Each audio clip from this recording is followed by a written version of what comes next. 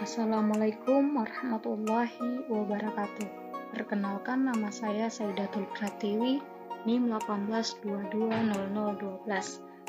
Program Studi S1 Informatika, Fakultas Sains dan Teknologi Universitas Respati Yogyakarta. Di sini saya akan menjelaskan tentang cloud computing. Pertama, ada definisi cloud computing. Secara umum, cloud computing atau komputasi awan merupakan gabungan pemanfaatan teknologi komputer atau komputasi dalam suatu jaringan dengan pengembangan berbasis internet atau awan yang mempunyai fungsi untuk menjalankan program atau aplikasi melalui komputer-komputer yang terkoneksi pada waktu yang sama. Tetapi, tak semua yang terkoneksi melalui internet menggunakan cloud computing. Menurut Sullivan pada tahun 2009 dalam The Definite Guide to Cloud Computing, cloud computing merupakan model pemberian layanan teknologi informasi untuk pengguna secara fleksibel dengan server virtual, skalabilitas besar, dan manajemen layanan. Layanan teknologi informasi ini dapat digunakan oleh organisasi untuk mempermudah menjalankan proses bisnisnya. Selanjutnya, sejarah perkembangan cloud computing. Cloud computing adalah hasil dari evolusi bertahap di mana sebelumnya terjadi fenomena grid computing, virtualisasi, application service provision atau ASP, dan software as a service atau SaaS. Semenjak tahun 60-an, cloud computing telah berkembang berdampingan dengan perkembangan internet dan web. Namun karena terjadi perubahan teknologi bandwidth yang cukup besar pada tahun 1990-an, maka internet lebih dulu berkembang dibanding cloud computing, dan kini ternyata terlihat bahwa pendorong utama cloud computing adalah karena adanya revolusi internet. Selanjutnya ada karakteristik cloud computing. Yang pertama, on-demand self-service. Maksudnya, seorang pelanggan dimungkinkan untuk secara langsung memesan sumber daya yang dibutuhkan seperti prosesor time dan kapasitas penyimpanan melalui kontrol panel elektronik yang disediakan. Selanjutnya ada broadband network access. Layanan yang tersedia terhubung melalui jaringan pintar lebar, terutama untuk dapat diakses secara memadai melalui jaringan internet, baik menggunakan thin client, thick client, atau media lain seperti smartphone. Selanjutnya ada resource pooling. Resource pooling ini adalah penyedia layanan cloud memberikan layanan melalui sumber daya yang dikelompokkan di satu atau berbagai lokasi data center yang terdiri dari sejumlah server dengan mekanisme multi-tenant. Selanjutnya ada elastis atau rapid elasticity. Maksudnya adalah kapasitas komputasi yang disediakan dapat secara elastis dan cepat disediakan, baik itu dalam bentuk penambahan atau pengurangan kapasitas yang diperlukan. Selanjutnya ada measured service. Maksudnya adalah sumber daya cloud yang tersedia harus dapat diatur dan dioptimasi penggunanya dengan suatu sistem pengukuran yang dapat mengukur penggunaan dari setiap sumber daya komputasi yang digunakan, seperti penyimpanan, memori, prosesor, lebar pita, aktivitas user, dan lainnya. Kemudian ada model layanan cloud computing.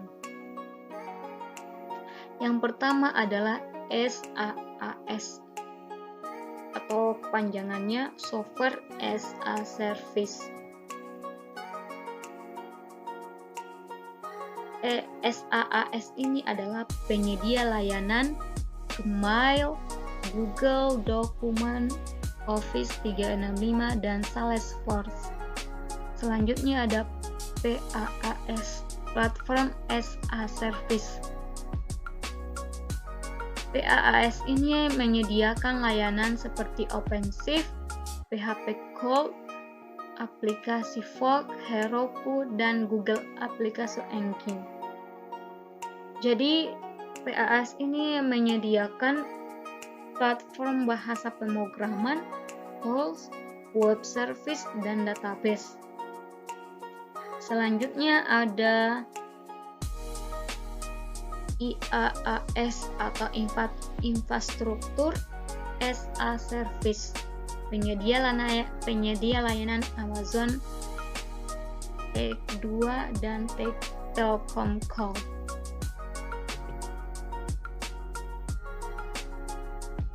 Terus kita masuk kepada 4 model mengembangkan call. Yang pertama itu ada public call, penyedia layanan untuk umum. Jadi maksudnya adalah public call ini adalah jenis call yang diperuntukkan untuk umum oleh penyedia layanannya.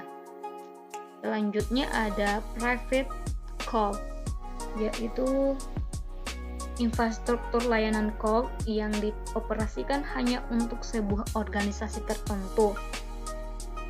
Kemudian ada community call. Community call ini diperuntukkan untuk organisasi dengan kepentingan bersama.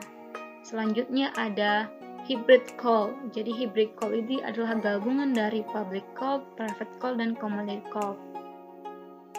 Selanjutnya kita masuk pada pemanfaatan call computing di berbagai bidang. Yang pertama, bidang kesehatan. Di bidang kesehatan ini salah satunya adalah telemedicine, yaitu pelayanan di bidang kesehatan jarak jauh, di mana bentuk pengobatan yang memanfaatkan media untuk berinteraksi antara dokter dan pasien. Yang kedua, di bidang telekomunikasi, yaitu menyediakan layanan sistem informasi yang memusat, artinya semua data yang tersebar tetap bisa dikelola dan terpantau oleh pusat data. Contohnya adalah pada perusahaan Telkom Uang sudah memiliki call computing telekomunikasi yang menyediakan jasa telepon tetap kabel, nirkabel, telepon bergerak, dan internet. Selanjutnya pada bidang pendidikan. Salah satu penerapannya adalah Google aplikasi untuk pendidikan adalah Google for Education yang menawarkan sebuah hosting gratis untuk mempermudah lembaga-lembaga pendidikan seperti mengelola email, chat, kalender, berbagi dokumen, dan lain-lain. Selanjutnya pada bidang pemerintahan.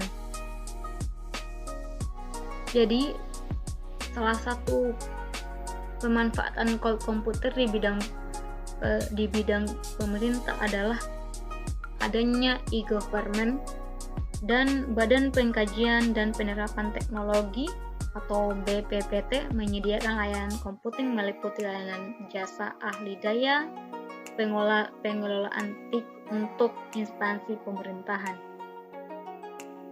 Contoh lainnya yaitu Badan Pengawas Tenaga Nuklir dan Kementerian Riset dan Teknologi atau Kemenristek memanfaatkan call computing dalam sistem kerjanya. Mungkin itu saja yang dapat saya sampaikan. Kurang dan lebihnya mohon maaf. Assalamualaikum warahmatullahi wabarakatuh.